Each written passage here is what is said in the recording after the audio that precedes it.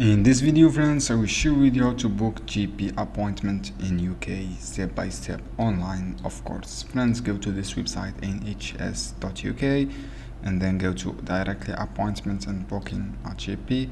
Scroll down, guys, scroll down. You find this option, guys. You find just this option, find your GP right here. After that, guys, enter your postcodes in England. This is the postcode and click the search option.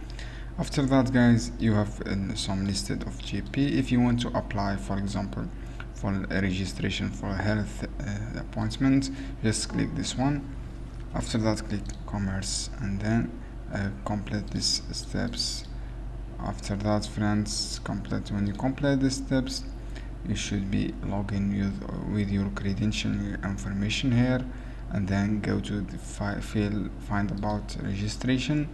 Complete all the registration process and click start now, for example, and complete this registration with GP, for example myself, and write continue. After that, click use. If you want to use NHS, click NHS account and then complete your email address and log in with your NHS account. Then you can apply easily. This is how you can do. I hope this video helpful.